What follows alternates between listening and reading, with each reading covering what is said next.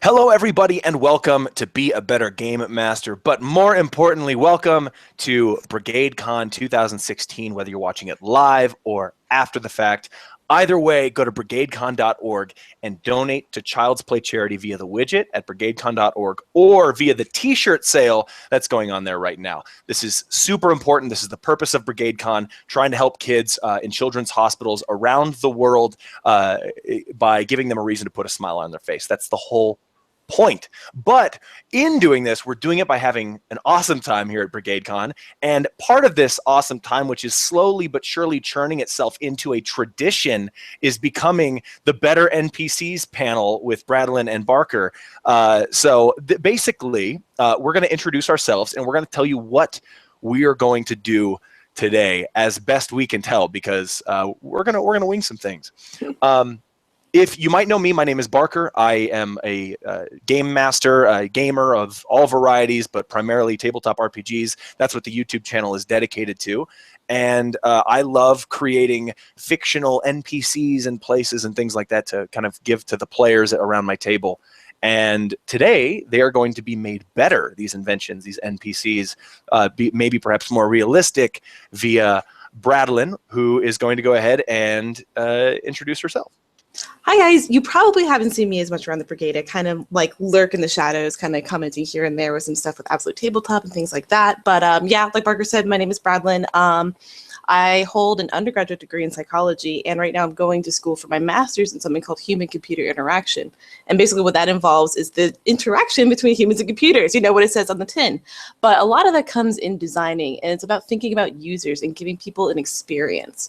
So what my background is kind of researching what makes human behavior, something that you can model and actually apply back to them. So a lot of the work that I've done has also been in things like attention and memory and like seeing how humans interact with each other. So all of this stuff, creating realistic NPCs is stuff that I work with every day. So it's super interesting to me to be able to put it in like an actual tabletop context.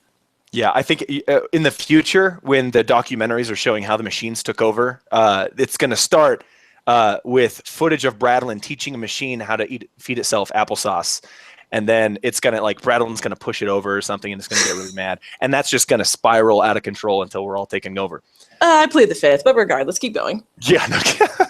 But that's neat, because ultimately there's kind of a Turing test idea when it comes to making an NPC for your game, because you want to create, like, where the Turing test is to create an artificial intelligence that a human mistakes for an actual human. A Turing test as it relates to RPGs is making an NPC that is convincing enough for the players to somewhat get immersed in the feeling that this is a real person. So let's kick this off. I'm going to roll a D100 here, and we are going to look on this chart that I have, a D100 of job descriptions. These are jobs that NPCs in your world might have. And I really recommend looking something like this up, because these are just excellent starter archetypes for any non-player character. And I think that from these archetypes, you can branch out and make them more realistic. So I'm going to roll this dice, and then I'm going to turn it over to Bradlyn, and then take some amount of credit for what she comes up with. That is that a 9 or a 6? That is a 9, and the second roll is an 8. So a 98 is a washer. The last washing powder caused my assistant to go blind. It's a setup, I tell you. Okay, so just washer. A washer. Oh my gosh, you can go a lot of places with this. So someone who's a washer, probably, again, this is a blue-collar job. This is something that is not going to be necessarily a position held by someone who has a lot of power. So if you're talking about someone who is more like a peasant or a commoner, there's ways that they act. There's ways that they walk and kind of hold themselves. They might be kind of hunched over a little bit more because they've been in the washing basin all day and night, getting clothes clean, getting, things ready for whoever, what feudal lord that they work for, things like that. Probably tired, this dude probably doesn't see free time that often or things like that. So it either might be a thing where if they're helping your players out on an adventure, they really want to either go really quickly in order to make sure they have enough time to get back to what they're doing, or they aren't going to help that much or be kind of reluctant because they have these huge obligations and it's a very manual labor task that they have to do. They probably, don't mess around too much. They're very straightforward in that kind of regard. Yeah, that's a really good point. I was thinking like physical features. I like that you remarked on hunched. because they're hunching over. I was thinking cracked hands, like when you wash your hands with soap or something and then you don't put any, moisturizer or whatever, don't drink water all day, your hands will splinter. And so maybe you'll see that. The physical features are super super useful. What's an item that somebody who is a washer might carry around? Oh my gosh, probably. That's a good question. I mean, it could even be. I think that's difficult because I'm not sure that's a job where you take much home with you. It could be, if they're delivering their garments or whatever fabrics that they're washing from one place to the other, it could be that they have on them. So, like really nice clothing from a prince or something that they're tasked with bringing to wherever they're supposed to go. Or, it could be things like a brush or a soap or even like their basin or things like that they keep just in case, they either work where they live or things like that. Yeah, I think that's a really good idea. And working where you live is another really interesting concept that a lot of us don't put in games because we don't understand what that's like, or the idea of having an entire family living in one room. Like that's totally distant from something like that. Mm-hmm. Okay, cool. So is there anything else you want to jump into with washer? Where should we go from here? Because one thing that you said is that, this is a blue collar job, you're not going to be kind of an important rich person doing this. And my immediate thought was, oh, let's make a rich person who's somehow washing, or maybe a washer is a job description for someone who washes the sins away from your brain using magic. So all of your memories of your sins go away. So you've become a wholesome, pure being. Like a code word for it even. That's cool. Or even, if we have today, like a money launderer, maybe he's a washer of some sort. So maybe he's the guy that takes care of, the illicit gold that's coming through the city or something like that. Clean up the trail, man. Clean up the trail. That's really good, actually. So when it comes to, if I had to try to come up with an idea for someone who washes something, whether clothes or dishes or floors or whatever, and relate it to an RPG, where would I go with this? I'd probably, someone who's rich or wealthy and does it. I would say that this person washes enchanted items, and this person, she's the only person in the realm that can do it because she doesn't have any feeling in her hands from all the magic that she's in contact with, so she doesn't even feel the pain anymore. So she is very wealthy because she's the only one that can do it, and so that's why she's wealthy, because supply and demand. Right, exactly. You gotta, have job security, things like that. Yeah, exactly. She's starting up LLC. It's called the. Go for it. No, I'm not going to. Do I pull the trigger? No, nothing. I was gonna say oh my gosh. The Washington Wizards, if you will. The old Washington Wizards. That's better. That's a sports reference, man. That's like, oh man, my sub count just went down 5. Sorry. No, it's all good. Basketball. Goodbye donations. Now continue.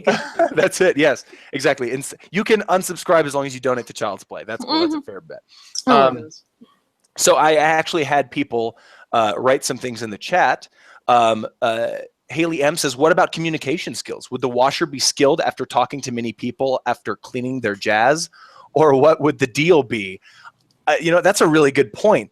I think this person might be illiterate, but they might speak 8 different languages. Right, exactly. Depending on whether they're working directly under some sort of nobility or if they're just like the town washer, they might be interacting with a lot of people on a daily basis. If they're the person that, travelers come to in order to, get their clothes washed, in order to, get things clean, and they might keep a lot of secrets at that, If a ragtag band of travelers comes into town with, a giant fleece-lined sack of gold or, really nice clothing that's enchanted, there might be some things that the party would have to share with the washer that he doesn't necessarily have to share with anybody else. Yeah, that's a really good point. I think it's interesting because I'm writing down questions that might help you or anybody to come up with better NPCs always. And one of these questions is, how many languages does this NPC every day hear, understand, speak, and can read and write? Because those 4 things, like, if someone can't read or write, we're like, oh, that person's dumb. But that person might know 3 other languages because they're always talking with people from different areas around the realm. So that is a good way to portray a believable NPC, I think. I think so too. Especially if there's no common language in your world.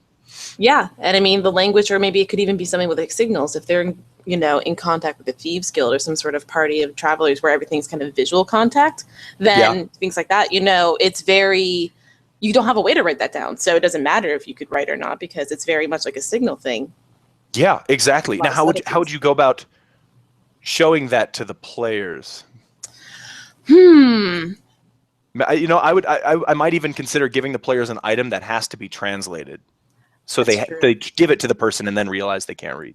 Yeah, or if someone's got, a really, really good passive perception, it could just be that out of the corner of their eye, they notice that this guy who's coming to the basin area, kind of does a weird thing with his eyes, or kind of like makes a little slide gesture with his cheek and his thumb, and it kind of looks a little bit off to you. Things like that. It's like, I wonder what that was about. Yeah, for sure. Little quirks. And the fun thing about running a game is you can always just throw one of those in there, and you don't even know what it means yet. And Right. the character's like, "Oh, what was that?" And you're like, "I don't know. No, really, I have no idea. I'll come up with it, later." Exactly. Absolutely. So there are a lot of janitorial type of positions people are listing. One is magical janitor. Another one is guy who follows the royal horses around poop scooping. The royal poop scooper. That right there, that's a front for the Assassin's Guild. Oh, yeah. The poop scoopers. And it's What You Looking At is the name of the channel. What You Looking At? I love it. This person asked or mentioned that they might overhear royal gossip. So, it makes me think of those like in Game of Thrones, the little birds that Varys has that are, reporting secrets and things like that. Definitely. That would be it. Those are the people you really want to know. Mm-hmm. They're the ones that will get you to where you need to go. Yeah, exactly. All right, I'm going to roll a D100 really quick. 77. 77. 77. All right. A porter, another janitorial one. So we'll do that. That's fine. Actually, you know what? Porter is, when I think of that term, I think of a time when I used to work inside of a nightclub establishment, and we had someone whose job description was a porter, which is basically someone who cleans up the tavern, the bar. So I think that right there is a really cool thing to insert into your next tavern to make the tavern feel more realistic. Because sometimes if a location doesn't feel realistic, the answer is you need an NPC that's actually based on reality. Right, exactly. You need to see, kind of the mechanics behind the scenes, the things that the player characters don't even have to worry about. Because, regardless of whether they go in the tavern or not, the tavern's got to get clean. They have to, keep your establishment looking nice. Either, there's a municipality that works independent of what the player characters see. And that also gives you the excuse to add things in, like people that they're in contact with that the player characters aren't aware maybe play a significant role in your story or not. Yeah, exactly. That's a really good point, for sure. And also never make your bartender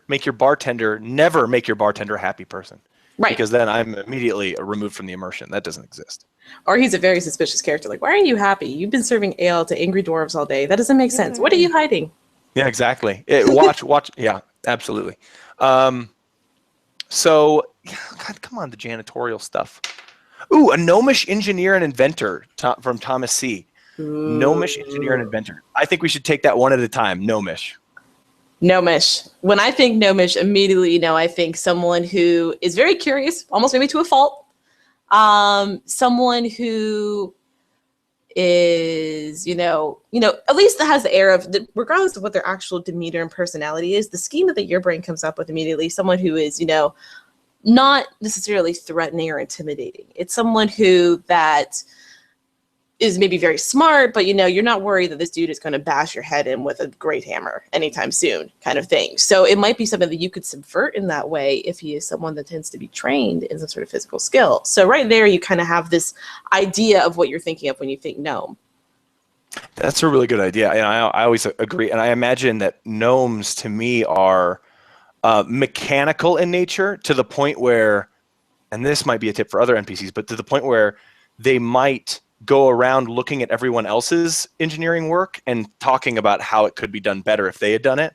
Mm-hmm. So there's your quirk, find any NPC, figure out what their job is, and their quirk is judging other people in that same job. If you're looking for a fast NPC on the fly. Right, exactly. And for something like that, where it's kind of, they're judging other people's work, it's nice because you're not making a Mary Sue. You're not making someone whose quirk is, I'm just so happy all the time and I just love everybody.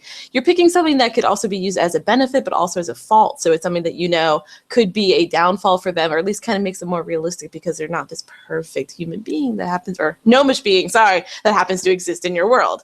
Yeah, that's where adventure hooks start too. That's where it begins, is when you give a quirk to an NPC, and then you answer the question, why is the NPC like that?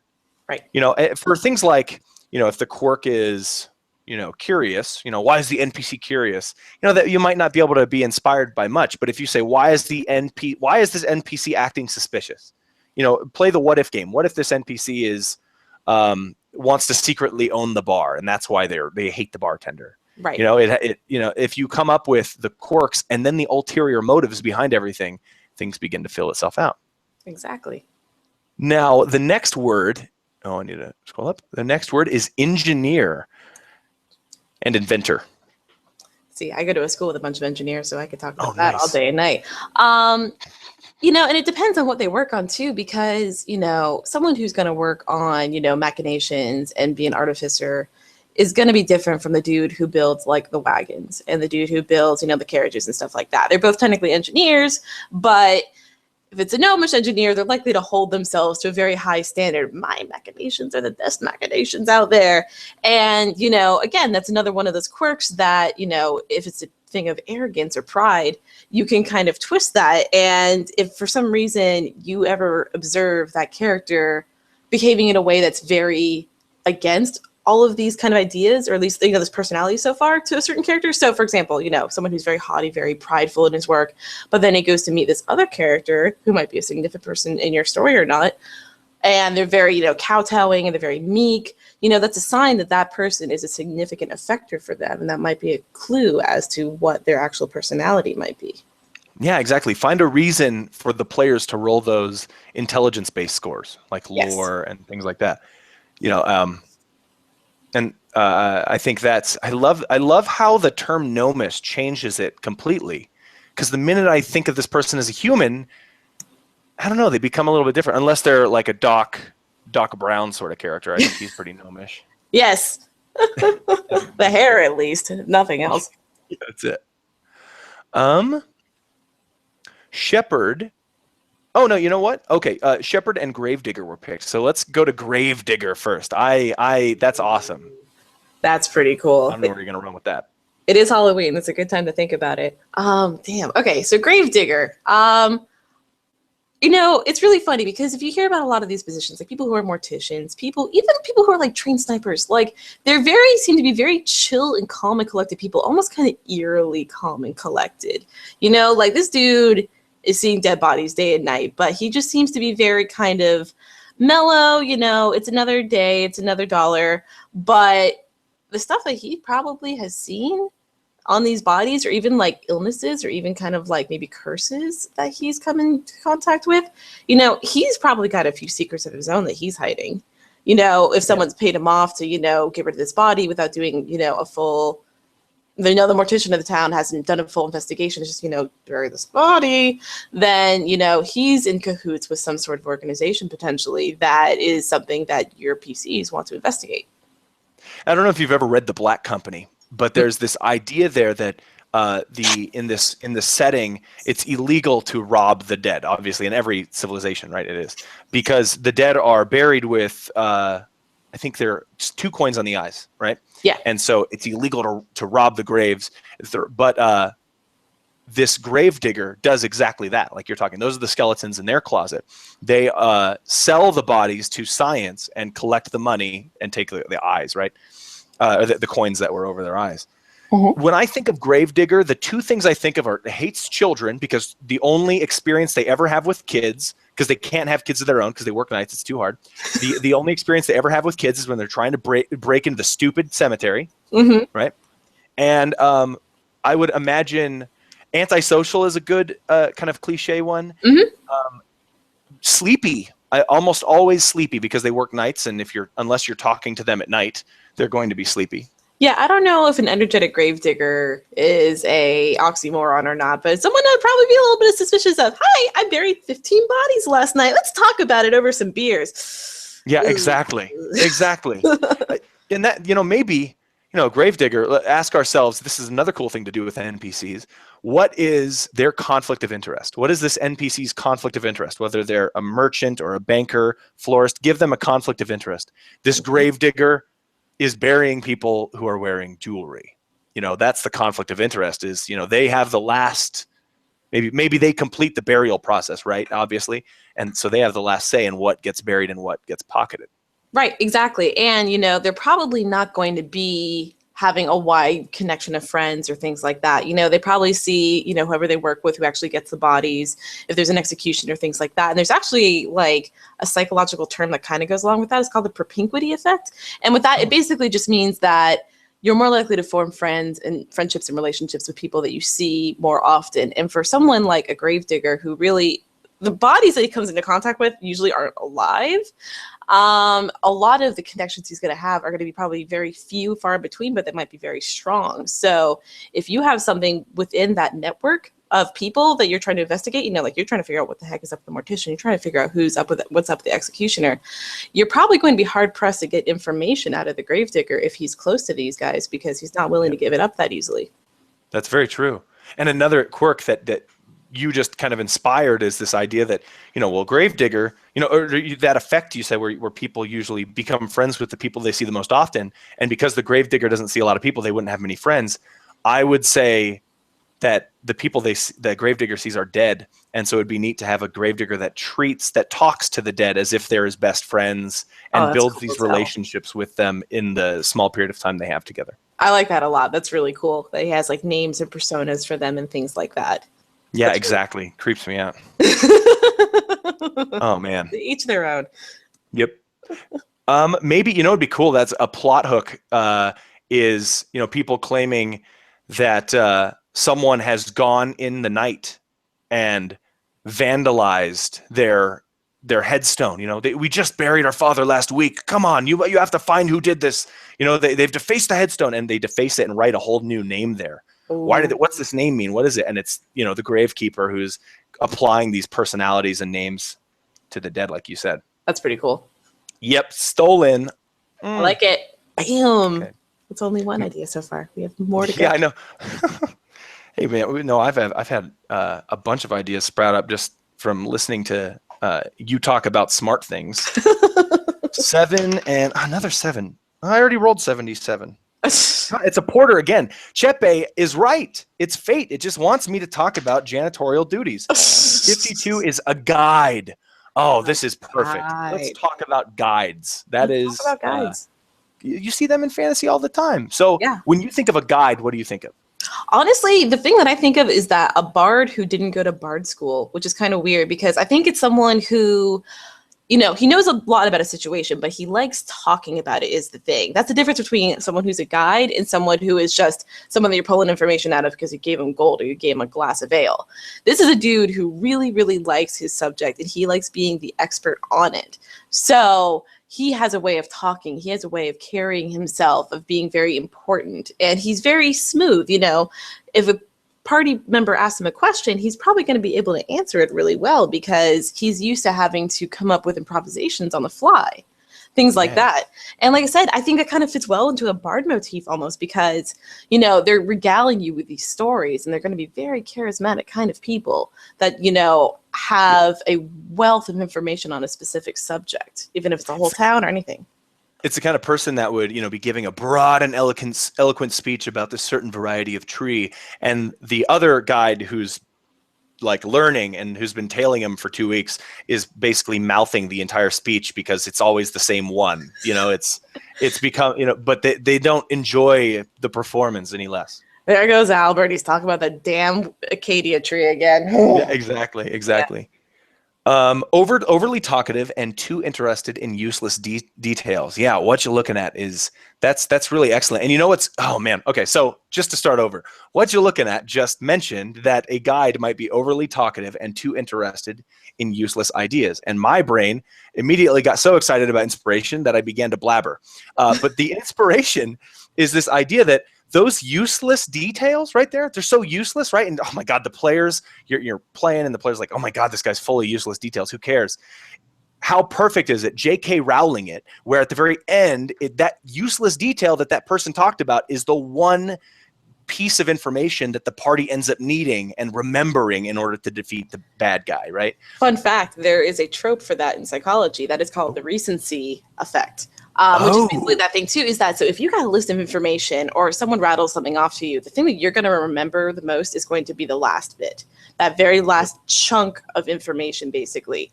There's also the opposite, though, which is the primacy effect, which is basically if you're reading off a list of things like on a scroll or something like that, you're going to remember the top ones the most. And then after that, it kind of fades out from there and there. So exactly, that's a real thing that happens, is that, they're rattling off this whole list, and then, the player character's ears perk up at the very last thing, like, oh, you just mentioned blah, blah, blah, blah, blah.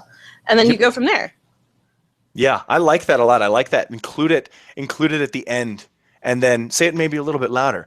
And the reason I mentioned J.K. Rowling, and I recommend, just reading or listening to Harry Potter, is she's really good at leaving you wondering, how in the world are they going to get out of this one?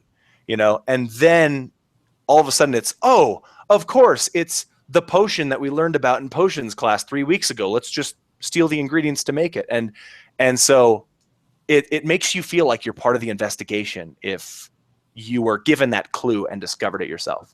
Exactly. You have things that you can pick up on that, you drop, it's like the breadcrumb thing. You leave those breadcrumbs and then you pick them back up later on.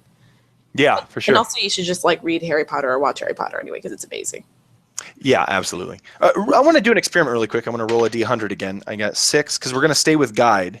Okay. 67 is map maker, which is awesome. We actually finished up the roll up and die panel talking about map makers. Awesome. But a map maker, it's funny. I love merging these because when I think of a tour guide or a guide and I think of a map maker, that person is both those things. That's why they guide tours. They are cartographers for the region, maybe. Or if you roll again and you get a glass blower, this person is a guide in a glass blowing museum of all the different glass works of art from around the world and taking you through. So just rolling on these job description tables really helps.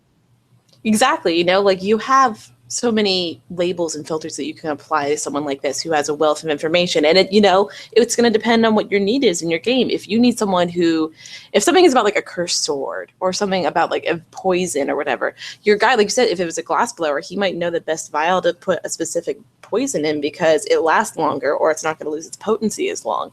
So he has this kind of wealth of information in that.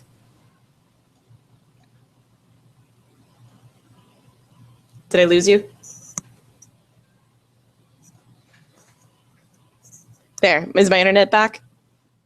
Hello? Hello. Sorry, I could not hear you for a second, Okay. but I wasn't sure if you cut out or just were finished. It probably was my internet. What was the last thing that you heard? I already can't remember because I got distracted by my cat meowing behind me. Sorry. Yeah. No, it's good. If you had someone who was a guide and a lot of what if in your campaign you had a cursed sword or you had a poison vial that was kind of the end goal of what your player characters are trying to get to, that guide might be the person who knows, especially if it's in the poison case, what you said with the glass blower, he knows the perfect vial to put the poison in so it's going to keep its potency, or it's going to be something that lasts longer, or you can pocket it and conceal it away from things. So just whatever you need in your situation, and you can apply that guide and be like, I have someone who's a convenient wealth of information in that kind of way. That's a really good idea. Write down, that's step 2. That's like a cheat, right? What do the people call them? Hacks. I'm looking for a hack to show the characters this place. Well, there's a guide. How many times in movies do we see the characters, the main group of characters, come to a mansion or a resort or something, and they're shown around the place as a form of exposition for the main plot. And in that exposition is where you reveal that thing at the end of the list. You just name it off for reveal later on. So exactly. That's awesome. All right, serial killer who helps the PCs investigate the murders. See, right there, you have that right there. That's a campaign. Oh, yeah. You just wrote a campaign in one sentence. Serial killer who helps the PCs investigate the murders. And the PCs don't know that they're a serial killer. Right. But when I say serial killer, what do you think? I mean, someone who at least... It could be one of two things. It could be someone that has a motive and specifically a specific type of person they go after. Maybe they're going after daughters of rich people. Maybe they're going after guys that don't pay their bar tab, stuff like that. Or it could just be someone who has kind of like that sadistic kind of bloodlust and is just going after people because that's kind of the thrill, is catching these people off guard and eliminating them. So they have some sort of method or motive or purpose. It's usually not random. There is some sort of pattern as to why they're doing these killings. And then ask what the conflict of interest is, like, why is this person killing all these people and then helping people investigate? This person is helping the investigators because they are the former chief of the watch here in this city, and because of their experience, they're supposed to train these newcomers. And so this person is creating the murders and making it very difficult to understand who killed them in order to train these people. And when they finally figured out it was them, maybe they'll be like, okay, I'll go to prison because I'm crazy this entire time, or something like that. You got M. Night Shyamalan right there. Yeah, man, I totally, except not Mark Wahlberg standing in the middle of a field with wind blowing. Oh, man. Okay. I'm going to roll. Here. We have 29. 29 is Dancer. I don't know. Okay, so I don't know a lot of dancers, but my wife is a swing dancer and a country western swing dancer. That's cool. So she is, well, I'm trying to think what she gets. You know what? I think fidgety. Mm-hmm. Fidgety's a good one. Fidgety. Because you want to be out there dancing. Right, exactly. The thing that my mind first goes to when it comes to that is, have you ever played The Wolf Among Us? It's by Telltale and all them. It's super, super good. It's a retelling of the Fables comic book series where it's like Snow White and like the big bad wolf, and they do all this really cool stuff. I'll post a link afterwards. It's really cool. But there is the scene in The Wolf Among Us where, when I thought dancer, I kind of thought more of a dancer, like, an exotic kind of dancer, but they might be working at kind of like a seedy establishment. And, the one thing that they really enjoy doing is dancing, but, they're almost kind of subordinate to a guy who's, either paying for their rent or paying for their lodging, or, they double both as dancers because they really enjoy it, but they also might go be assassins, or they might be carrying out tasks for the owner of whatever establishment that they're in after that. There's an old Stephen King piece of advice called "Play the What If game," and when you think, okay, a dancer is boring because I think dancer and I think this one thing that's kind of broad stroked, but then you mentioned the thing like maybe they're all a cover for assassins, maybe they're all assassins, maybe that's what if. What if this group of dancers are all assassins? What if what if this dancer does the exact same, and I mean exact down to the atom, same dance moves every single Thursday night? What is that? Like, I don't even know what that is when I think of it, but that right there, like, that's the beginning of the episode. That's what you solve because, take that question and then add a life or death situation into it, and you have your game. Exactly. It's incredible what you could even use that for, like they're dancers by day, but what are they doing by night? Or they're dancers by night, but what are they doing by day? Yep. So you have, an alibi almost that you can kind of implant these other motives and these other actions into that as well. And with just the characteristic of a dancer themselves, they're probably very graceful. They're probably very strong, honestly, because the ability to kind of move your body and do a lot of isolation work is there.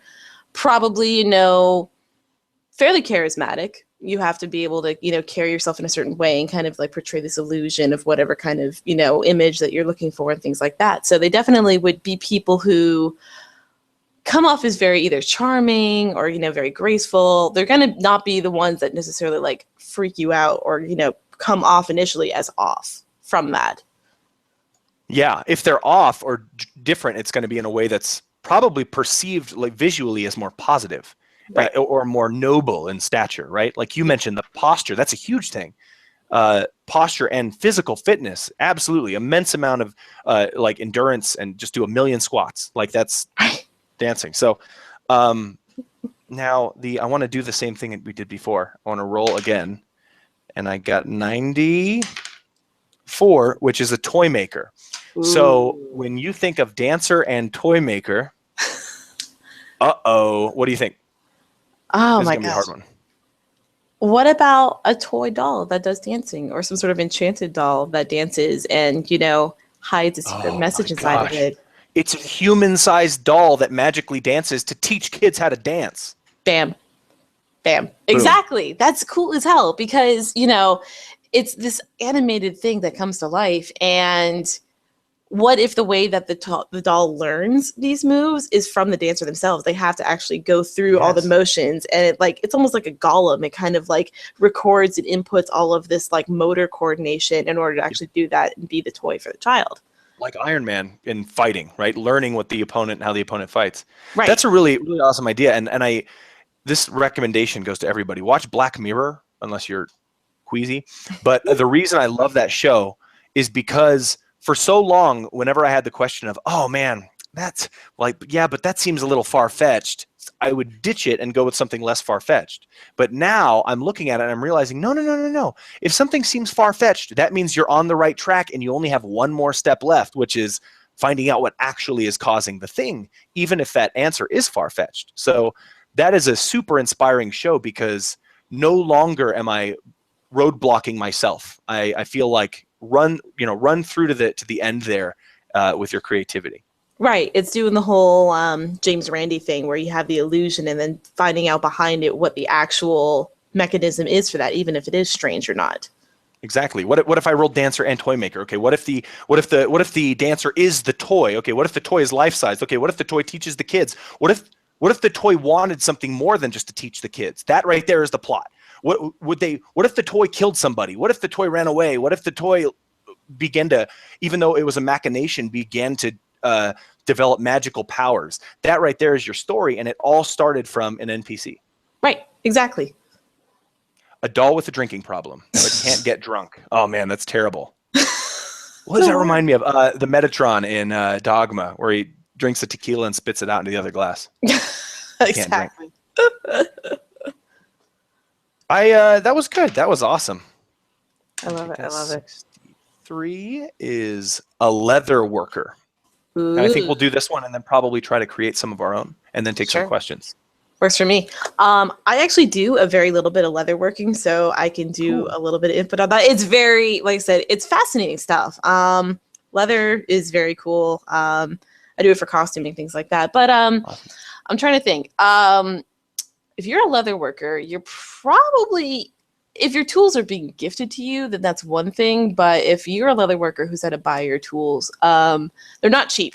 That is the one thing. So this might be a person who either has a decent shop going on, kind of like the blacksmith or things like that, or he's directly working underneath someone who's paying him well because he's probably got some nice tools, and they're probably sharp tools as well. You know, he's got things to dye the leather. He's got things to emboss the leather. He's got things to burnish the leather and make it nice and smooth.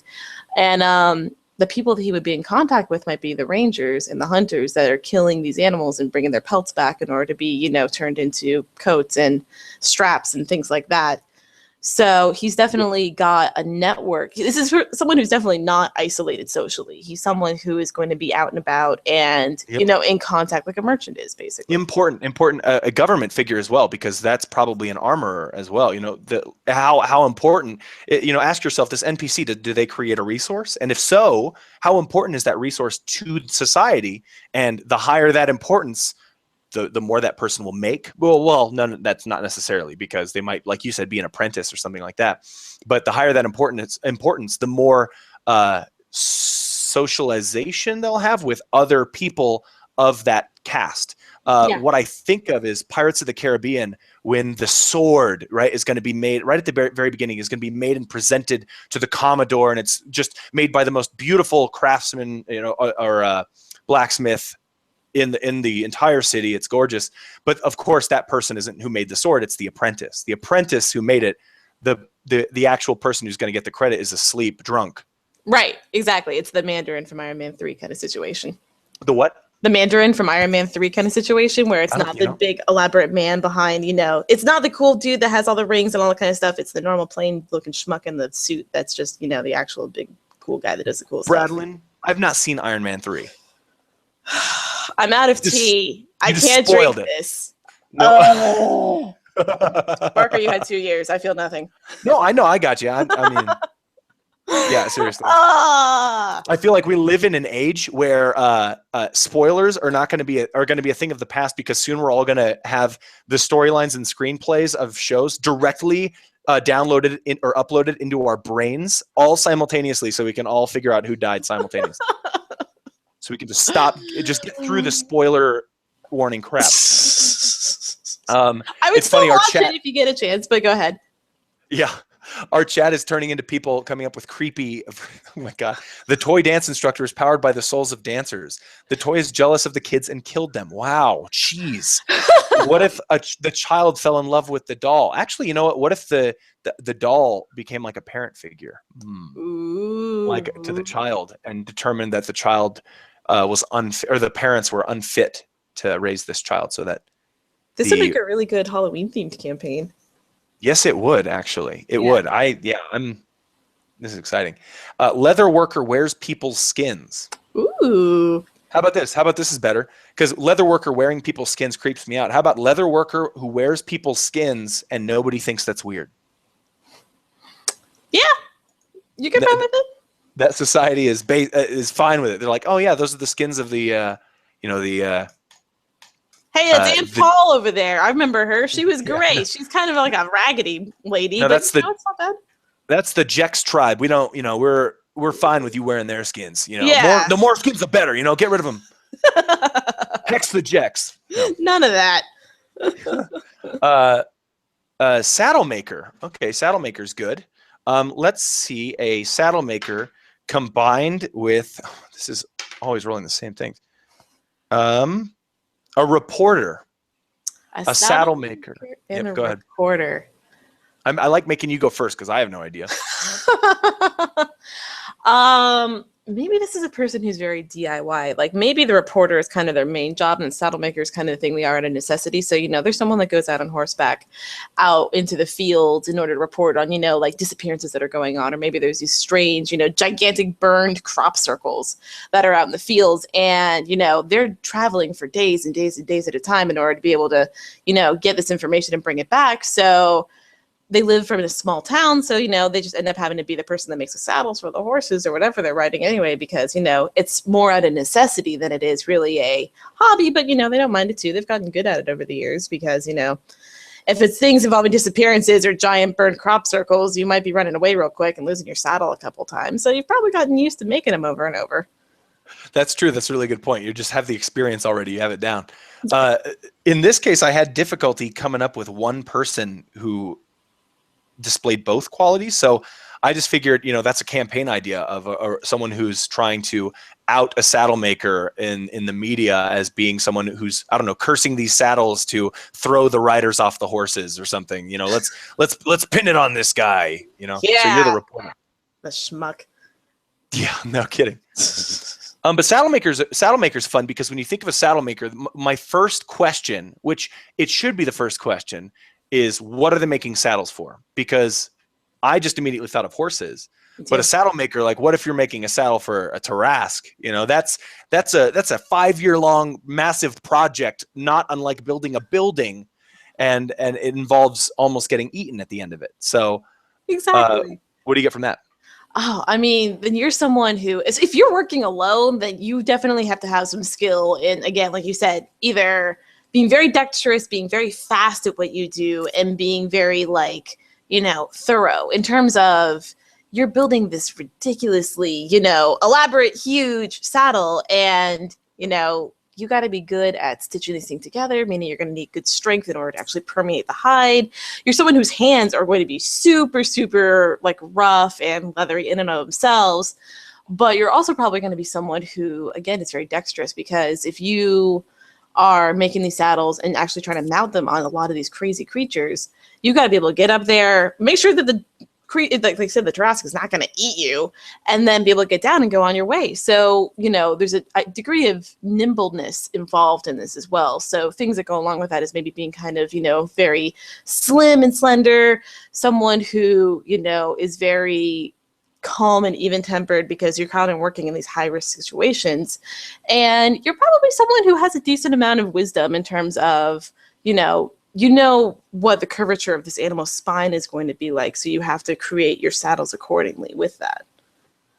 That's awesome. I'm imagining this person kind of like Michelangelo in the statue of David, just kind of staring at a block of, what's that John Locke quote from Lost? He's just staring at a block of marble for months without even chiseling a piece off. You know, he's examining the animal that he's building the saddle for. Earlier, I mentioned, you know, give an NPC an expertise and then make them comment about, oh, that's shoddy workmanship. You know, give me a day, I'll make that better. I feel like a leather worker or someone who makes saddles will be like tenfold. They'll view a faulty saddle like someone who's, you know, like an obsessive compulsive person views the light switch and how many times have I turned it on today? You know, it's like, oh my gosh, that is dirty, that's messy, that's almost broken. It's not going to last you another week. I can fix that. I feel like they'd be very like that. Oh yeah, like heaven forbid there's not like a burnished edge on any of their stuff, which is basically like the end of the leather that'll cut into your neck if you have something on there.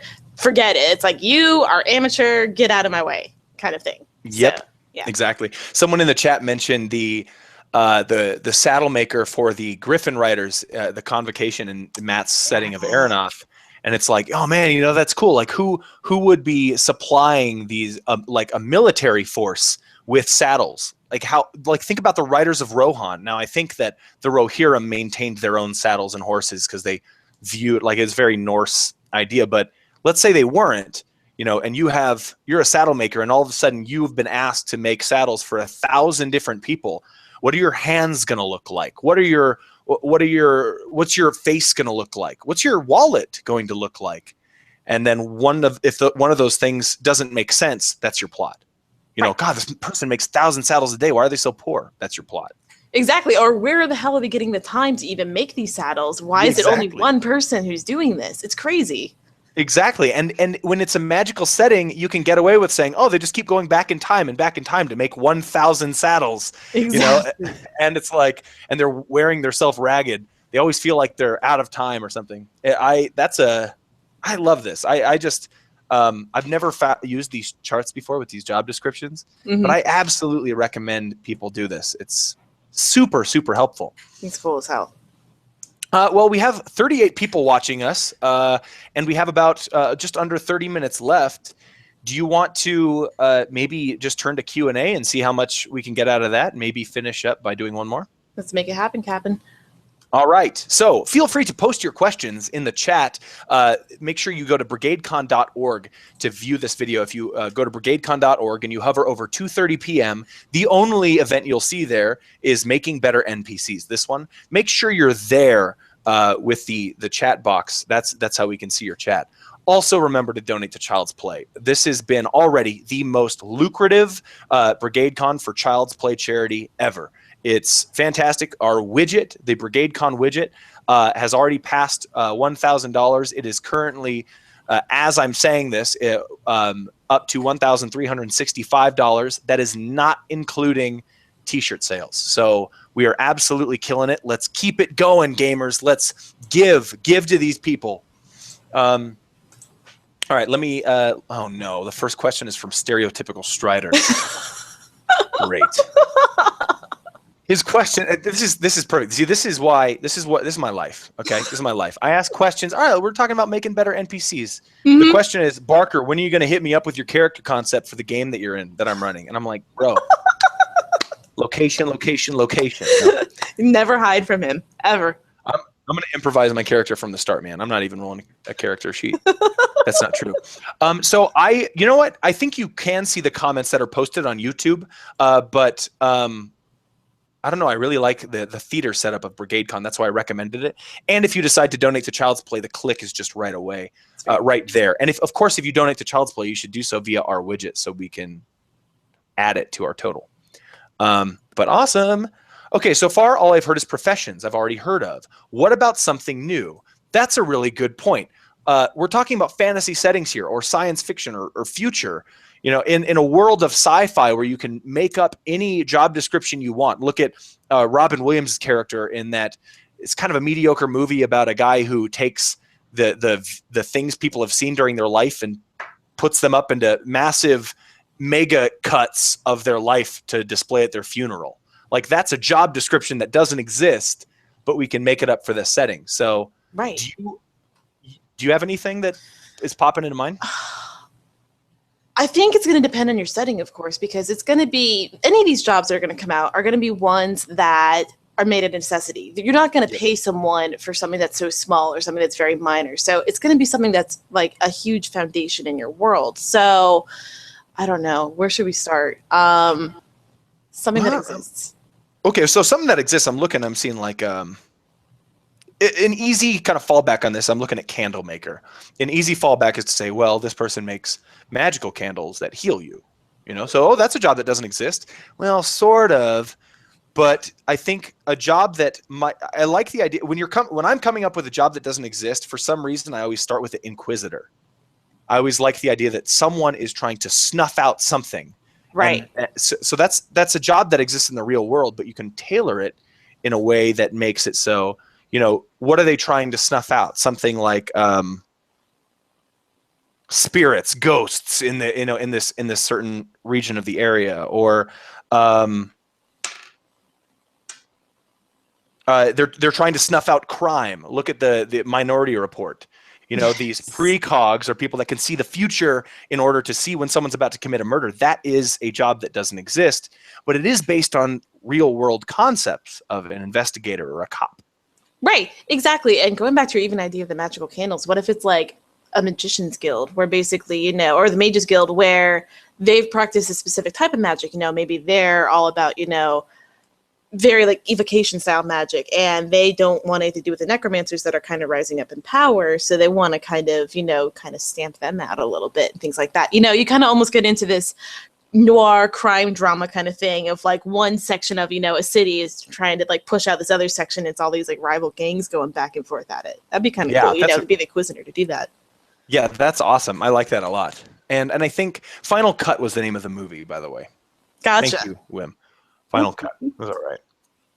I think, okay, so, man, come up with a job that doesn't exist is actually more difficult than I thought, but that's not based on reality. I think a job that wouldn't exist, you know, let me come back to that. Let me try to come back to that at the end, and we'll actually use the chat to come up with a good one. Sure. And I'll read theirs through the chat, because that's definitely not an easy thing to do. No. Like I said, it definitely depends on what you're doing in your world. You know, what are the foundations? What's different about your world than what exists in another campaign or your real world or stuff like that? Yeah, for sure. For sure. What do you think, Bradlyn, about allowing your players to make NPCs in the game? Like create them? I think you could do it. I think that it depends on what their significance level is going to be. But I was okay, so there is this other series that I'm a big fan of. If you're into anime, you'll maybe know it's called Fate Stay Night, and I've seen mechanics for this where basically the whole concept of it is that the main characters of the story are humans. They're mages basically that have magical powers, but they have what are called servants, which are these huge, super powered characters that are actually pulled from stories and times. So, you know, like, I'm trying not to spoil it, but basically big significant characters like King Alexander might be a dude who comes in and he's like super badass and powerful. It could be an NPC that almost acts as kind of like an avatar for your main character that, you know, maybe your main character absolutely has no ability whatsoever. Maybe they are completely plain Jane human, things like that. But the actions that they do are through this avatar, which technically maybe is sort of like an NPC or something that, you know, the DM controls and says whether their actions succeed or not. But they are created by the PCs that kind of reflect the abilities and the nature of what they want to do. Awesome. That's really cool. It's a fantastic, fantastic series. Very. What is it called again? It's Fate / Stay Night. I'll also post a link in the YouTube channel. Again, cool. It is an amazing, amazing series. I've seen mechanics for trying to run it. It's definitely something that would be a little bit tricky because, you know, you're almost running like two PCs at the same time. Yeah. But it's definitely a way that you could, you know, theoretically make an NPC, but still, you know, carry out your will and actions through them. It's kind of like a medium to do so. That's cool. I like that a lot. I'm going to check that out for sure. And I just Googled it too. Fate / Stay Night. Yes. Don't look at the images; you'll probably get spoiled. And also, It is a over 18 game. Not safe for work. NSFW. Gosh, no, slightly, NSFW. Right now, Slightly. people, I need to scroll down to the chat. People are going to be screaming, ah! Oh, no, it's everybody saying, oh, I love Fate Stay Night. Wow, Hell I'm the yeah, only one who guys. hasn't seen it. Take a drink. I'm out of tea. I'm out of tea since Iron Man 3, man. I can't do it. Oh, wow. You know what? I What? just got that joke now. I was like, I don't know why she's drinking tea, but I'm going to pretend that was funny. Hey, wow. I don't even get my own inside joke. Sorry. Okay, so let's go down. Okay, oh, by the way, no, what do you all think about allowing players to make NPCs? So my opinion on that is the phrase, I don't know, you tell me, is the best phrase a GM can learn or memorize. The players expect the GM to kind of feed us everything. Tell me what I see. Tell me what I find. When I open the chest, what's in there? When I talk to the NPC, what do they say? What do they look like? Describe to me the world. Every once in a while, tailored to your certain group and tailored to your what you want and what your group wants. When the player says, "Okay, all right, I open the door. What do I see?" And I might say, "Well, okay, well, you tell me what's in the room." And at first, the players are going to be like, "What? I tell you, no, that's not how this works." They're going to throw down on an accent and they're going to immediately turn a little abrasive. That's how my players act. Their inner Yorker comes out. Yeah, exactly. But that is how it works, because I can only do so much by myself before I would want someone else to add to what I've created, because it inspires me to get inspired about my old idea again. Right. And kind of going from a meta perspective in terms of psychology, your players are going to act kind of socially desirable to what you want to do. So theoretically, if you're playing with a good group, they're not going to be like, oh, there's this magical sword in here, and there's 1,000 gold, and there's all this kind of stuff. Yep. There might smatter in things that they want to see in there, but then there might be also, things like, that's just an empty table that just has a plain plate on it with stale bread on it and things like that. Yeah, exactly. So you can kind of feed off of that and not have to worry too much about, trying to steer the story. If you're worried about your party being like, oh, there's a Vorpal sword, a couple thousand G's, I'm retiring. First of all, you can always be like, okay, you're right, that's fine. You find that and ask yourself, okay, what big bad dude is looking for this sword right now that you're holding in your hands that is going to kill you for it? What power is now, are you at danger of being eaten by because you're holding the sword? Or instead of saying, I don't know, you tell me, tell yourself or tell the players, okay, this is a kind of a library filled with old books. I want you to pick one book that you pull off the shelf. Tell me what the title is and what it's about. That is just nice little snippets. You see an NPC, since we're talking about NPCs. Give me a speech quirk. What is it? Do they stutter? Do they have an accent? Do they have a lisp? What is it that this person kind of portrays, just to create the character? What color is their hair? What color are their eyes? Okay, bigger things. What religion do they believe in? Okay, another bigger thing. Your characters don't know this, but what person did this person just kill yesterday? Whoa, what? Let's just come up with it. Why not? Help us flesh out the character. Exactly. And in that, you might even get a clue as to kind of what the character's ambitions and desires are as well. It might be something that you didn't think of, oh, well, that NPC over there, he's got, a sandwich in his back pocket for some reason, who knows? And, stuff like that, though, might be an insight as to maybe the player character's personality as well, and things you can pull off of. It's kind of a situational thing, and you might, not really pick up on it, but there's things that if it seems like there's a recurring theme in what a player character is seeing, it might be something that's important to them. Yeah, exactly. What is that called? Because that's what I was thinking with the kind of the J.K. Rowling thing bit as well, which is probably more of what you described earlier, but is that similar to, I hear this thing all over and over again, so when I see it get revealed, it's going to make more sense? It's a thing. It's a trope. I don't know the name for it, but I mean, it's, it's kind of like the Chekhov's gun thing or whatever, right? If you put the gun up on the wall, at some point during the story, you're going to use it. That's true. And actually, I found myself getting very disappointed at TV shows that don't fire the gun. And actually to the point where if you put a gun on the wall and you don't fire it, I don't like the TV show anymore. It's very important to me that you use your time wisely and share with me what we're doing. Now, role-playing games are a little more difficult because obviously we're not infallible human beings and we didn't have an entire writing crew coming up with the story. That's why we invented retconning. Anyway. Exactly. The next question I really like, because I'm doing it now, it's any thoughts on how to build NPCs for the history of your homebrew worlds? People the players will never meet who are long dead. And my one tip is super awesome names. I just made up a guy named Arctur the Magnetic a while ago. I have no idea what that means. No idea. Pretty sure it has something to do with this sea called the Magnetica or something. I don't know. But your characters won't really know either. Right. They'll, if I say, make it broad as possible and epic. Arctur the Magnetic was the half-elf who ruled over the elves for a generation. That, right, and I'll pick a geographical region, maybe pick a site for their grave to be if it exists, or a story as to why it doesn't exist. And that's all the characters know. Those historical characters are kind of easy because they're so broad stroked, but don't bank too much on your character, on the players remembering that. Right. Because just like actual characters in that reality, if it doesn't affect their reality, they're not going to care. They're not going to care.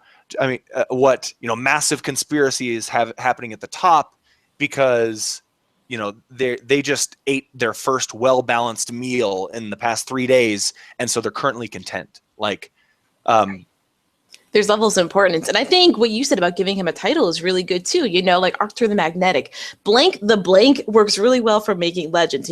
Brandon the Builder, Alexander the Great. Like you're adhering these legends and myths, these people, just by putting a word at the end of their name, and you could go off in a million different directions with that. If you have some sort of, if they carried a title and they're a big part of your history, then that is perfect because you can use that in a lot of ways to kind of shape your world and, talk about these huge cataclysmic events that happened to form it. Yeah, absolutely. And think about why those, like, we no longer call people the great or the, magnificent or the idiot, the coward, the bastard. Like, we don't do that anymore. Mm-hmm. But it makes you wonder, why did they do that back then? Well, it's because, there are so many different people. And when someone dies, the only way their memory gets saved, it's not on Facebook, homies. This is ancient Greece, bro. No, it's through us and what we say about this person. So we're going to call Alexander the Great, even though all the people he went to war with probably think of him as more of a Hitler type character than this great, mind. So it's very perspective based on NPCs, I think, is also important for doing that. How do you portray an opposite perspective about a historical figure? Without, I don't know. I'm not entirely sure what the question is. I feel like there's a conflict there, though, when you have two people that disagree on something, but they're both right. Yeah, I think, you have that whole idiom of history is told by the victors kind of thing, that, this dude might be portrayed in a certain way by, the majority, but what about the minority? What about the people who are not as privileged and live in, a society where this person who came through and enacted all these events have to live with the repercussions of that? If this group that has to live in a cave now because they destroy this magical object that belonged to them that, allowed them to actually go out into the sun, they're going to see that dude in a different way than the, group of people where that person came from. To the hero's backcountry, they're like, oh, this guy's a hero. He destroyed the evil orcs, sun spear that lets him go out in the sun. And then the orcs are like, this dude's a real pain in the ass. Yeah. In Matt's Provoker's game, we were the heroes in the last time, and now the new enemy is this kind of leader of the people that we were fighting off last time. This kind of freedom fighter for the wild people of Gafalt that were just kind of like lackey minions in the last game that we were just slicing them down, whatever. And now it's like, oh dang, that's a good way to do it. Like, the new villain is the person that that has profited the least from everything you've done so far in the campaign. Yeah, there's actually, again, because I'm here to plug all the different various types of media, there's a video game called Spec Ops: The Line, and it's actually really cool because it starts out as very, like, run-of-the-mill military shooter, but the way that the narrative develops and how the protagonist is seen by the end of the story is amazing because of how many tropes it subverts. It is one of the most memorable video games that I've ever played in that regard, of that whole Batman thing of, either die a hero or live long enough to see yourself become the villain. Yes. Super, super cool to kind of run with that narrative because you create a really, really, really rich big bad evil because, this guy was good. He had good intentions. You saw the manifestation of his good intentions. And they say, like, the best villain that you could have is the one who thinks that he is doing the right thing. Yes, there are no self-proclaimed sinners, only legions of self-proclaimed saints. Exactly. Like, and that's the best thing. Again, we talked about this earlier. about a good villain, I think, is a villain. No, you know what? We talked about this in the Roll Up and Die podcast. It's just BrigadeCon is becoming a fever dream to me again. This is the point where I've downgraded into the next level of exhaustion that I mentioned I was going to. But the well, and I just completely lost it. I'll think of it later on. But it'll come back, because one of these chats got me, and Carol D just said Carol the incompetent. And I think that's Carol the merely competent. Okay, all right. I need to catch up on questions, and then I'll get back to that. So our next question is going, well, this one isn't really a question, but this is kind of neat. An extreme artist, a monk who works with wood, spent his entire life perfecting one sculpture that is contained within a walnut with a small hinge allowing it to open. Oh my gosh. So my question is, because old Barker, you'd be like, oh man, I don't know what to do with that. But new one is like, why? What kind of, that's a job. How about a job description about this person who's supposed to carve this statue out of this walnut? So what would you, does that inspire you to run with anything there, like as a fake job, to revisit that question? I feel like this dude, one, his dexterity has to be ridiculous. Like the nimbleness, because if you've ever seen those like carvings that people do of like an eraser and they draw like these amazing things, holy crap, it is ridiculous. Yep. This dude has abilities, and I think that this job of his where he's carving these elaborate statues of a walnut is almost like a symptom, not a symptom, but like a manifestation of these other skills that he maybe applies to another situation. How is he so nimble? How is he so dexterous? What is the other thing that he does in his life that gives him the ability to put these skills to use regularly and keep polished and keep honed? Oh, and that's neat, because when I think of that walnut carving, I think, okay, why would this person spend his entire life? What would make this person spend their entire lifetime building a sculpture, unless maybe they can only do one little piece per day or something? And I imagine that they'd be really good at calligraphy. They might also be very good at detail cleaning on certain things, like archaeology came to mind, or paleontology, or someone who takes care of the noble's feet, who is in charge of kind of tailoring the hands and feet of some the prized physical features of these nobles. Mm-hmm. And their room is probably immaculate. There's not a single speck of dust out of place, because it might be something that is very meticulous. It might be something that kind of is a perfectionism kind of outlet of making sure that everything is very ornate.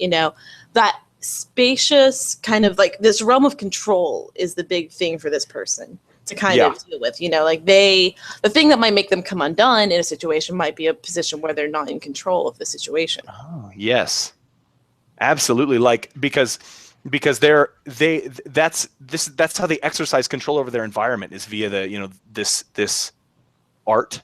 Mm-hmm. And probably, I imagine you said monk, so spiritual experience. So they're probably carving for a spiritual experience. So that's probably part of the test. Only do a little bit at a time, and eventually you'll have this great work. And exactly, I like the idea of an entire religion based on that. Your entire life is this walnut. Every single day you'll chip it yourself, and until and it's only at the very end where it's what you leave behind. That's how you're judged. Yes. And please don't eat your walnut. It's just a bad idea. Just don't do it. Don't do that. Be like, I'm starving though. Bro, you spent like... Don't eat the frickin' walnut. Thousands of days. Yeah. What about... Okay, let's zoom in a little bit. We have about 5 minutes. And I want to take other questions, but I feel like the most important thing is, when it comes to NPCs for me, and you can jump in on this, and in terms of realism, is consuming media. You were giving yourself a hard time for, I'm just plugging media left and right. And I'm like, in order to get water out of the glass, you have to fill it up, right? You have to fill it up first. So watch TV shows, watch sci-fi shows that have a fantastical aspect, like, Black Mirror or The Twilight Zone. Read Harry Potter, consume this media. And the entire time you're doing it, really hold on to one of these, or a voice recorder, because using these tools will, and going back at the end of the day and reading through what you wrote down or what you recorded, I mean, that's how you get better at making better NPCs. It has nothing to do with the NPCs. It has everything to do with how trained your brain is at being creative. And one of my favorite exercises is, and I'll do this to anyone who's listening. If you're listening, I want you to think of a loved one. I want you to think of any loved one, right? And picture them. Do you see how easy that was? I just said something and you imagined an entire person. Your brain is super powerful. You just have to get it to do the say something phase first, which is why I always advocate for asking questions. Why is this even if you don't know anything other than the question, if you see someone rolling a stroller, ask yourself, what if that's not their baby? Or what if the baby's actually piloting that stroller and they're just like this zombie? I don't know where that's going to end up, but it's training my brain to really critically analyze the decisions I make about the game. Exactly. And I think my takeaway is that, no matter who you have in your campaign, if they are a small, minor, insignificant character, if they're a big, bad evil, no one is 100% good or 100% bad. And a way that you can kind of think about these things and create people who are deep in your campaign is, I wouldn't necessarily do this with your friends, but if you know someone like an acquaintance, see if you can list out, like positive traits about them and negative traits about them, and just, kind of balance out these things and just see, what goes into the complexity of a person's personality. What are the quirks that they have and things like that? And what are things that you can adopt into your campaign? Because at the end of the day, there's going to be things that a person is going to do in your campaign that's going to help out the player characters. And there's going to be things they're going to do that are not going to help the player characters. And a lot of that is going to be staying true to that person's personality, no matter what it is. So again, no one is black and white. Find the things that, you can pull into a person's personality that might either help or hinder the characters, depending on what you want to do and how easy or hard you want to make things for them. Yeah, and however you gather that information about just people in general, that's why I recommended the notebook. But just make sure you're logging that stuff, even if you're just memorizing it. Just make sure you're able to memorize it, because that's a big part of the inspirational process, is loading the mind. Yeah. And this is I did this last year. I'm going to do this again. Do it live. I'm going to do it live. We're doing it live. I am going to plug one of the few products I ever plug, and it's my favorite thing ever. I have all these books were written by Angela Ackerman and Becca Puglisi. This is called the Positive Trait Thesaurus. I have the Negative Trait Thesaurus, and I have the Emotion Thesaurus. I believe they also have the Urban Setting Thesaurus and Rural Setting Thesaurus. Anyway, when I look at the Positive Trait Thesaurus, and let's find a positive trait. Objective. Objective is a nice positive trait. So not only does it teach me what the definition is, but it also gives me some similar attributes, such as impartial or unbiased. It gives me some potential causes, reasons why this person is objective. Maybe they respect the value of experience, or they have a deep sense of fairness, or they're a truth seeker. And my favorite part is the associated behaviors, one of them. Associated behaviors are strong listening skills, right? If you have an NPC that you want to be objective, then you describe them as listening very intently to every word the players say. Or how about not acting reactively, maintaining a calm demeanor. So perhaps when the characters are getting all riled up, they'll be like, well, hold on, let's hear the rest of the story. And finally, not finally, but there's tons here. The associated thoughts, like, because Alan's sister is involved, someone else should mediate. Like, these are just thoughts that might pass through the mind of someone who's objective, and it'll help you show who the NPC is instead of tell. Same thing goes with negative traits and emotions, such as how I feel when I drop all the Red Bull cans. Emotions such as anxiety or nervousness or desperation. A physical sign of desperation is stiff neck and strained forearms. Like this little stuff, that's inspiring as all heck. Mm-hmm. You can do a lot with it. You absolutely can manifest a very quirky, interesting character that your players actively want to go look at and know more about through those. For sure. We did it. We did it. We did it. This is BRIGADECON. This is the second time we did it. I'm so stoked, dude. Awesome. It's awesome. Every year that we do this, I'm enjoying the heck out of it. Same time next year. We'll do it again. Let's do it. So thank you, everybody, for tuning in. We'll do one more round of introductions. My name is Barker from this YouTube channel, Be a Better Game Master, and AbsoluteTabletop.com. And this is Bradlyn. I'm Bradlyn. I'm resident human being. I do psychology stuff. I have a very fledgling YouTube channel called Dwayne the Rock Johnson. If I do something with it, you guys will be the first to know. But other than that, I'll basically just hop on Barker's channel and just be like, hi, every so often. I think everybody should subscribe to Dwayne the Rock, VROCK Johnson, and just go to the the community like chat on every YouTube channel and just be like, hey, when are you going to start making videos? Please guilt me. That's the only way that I do anything. So just go for it. 10,000%. And you already got props on the name from Mike the Piper. Yes! So perfect. Awesome. Thank you, everybody, for tuning in. Finally, as always, BrigadeCon is about Child's Play charity. Please donate to Child's Play. That's what we're all about. And let's keep this snowballing. We're not quite finished. We're just over halfway through with the con, and already we're killing it. So let's keep the momentum going. Let's keep donating. What's the total right now? Okay, so the total right now, I don't know when it comes to Live-ish.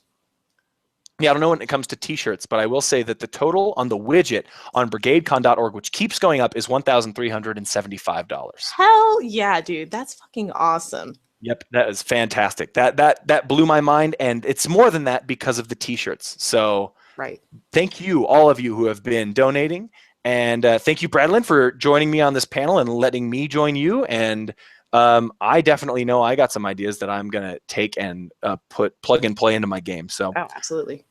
I hope this was helpful for everybody. And thank you very much. Donate to Child's Play. And I will see you at whatever next event BrigadeCon that's happening in BrigadeCon. Actually, you know what? I'll say this. I'm going to jump into one of the chats at brigadecon.org here pretty soon. So we can all talk. So thank you very much and see you later.